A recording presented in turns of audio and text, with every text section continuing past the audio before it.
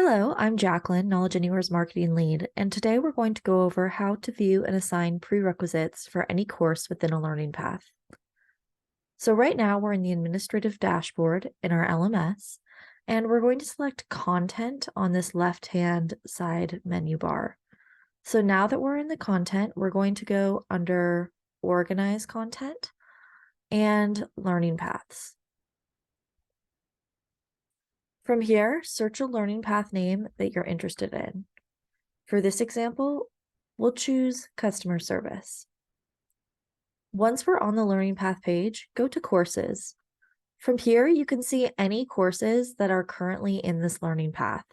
You can choose to add some, edit, or take away. If at any point you wish to assign prerequisites to any course, first see how many prerequisites are assigned to that course. To add a prerequisite, click on the number hyperlink in the prerequisites column here. This opens a panel showing the possible courses you can pick as a prerequisite. Right now, I'm going to pick a course. Let's say that I want them to take how to handle tough customers before we talk about great customer conversations. I'll hit apply. And you can see there's now one prerequisite into taking this course. If you would like to change the order of the courses at any time, simply drag and drop here.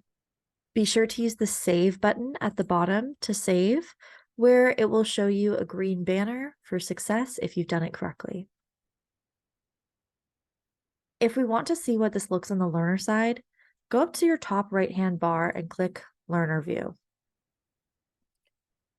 Navigate over to Learning Paths, and we're just going to type in customer. You can see what we've done on the admin side here, as it says prerequisite required for this course. This shows how you can have your learners take courses assigned to them in a certain order.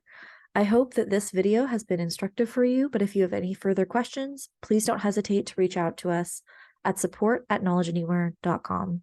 Thank you.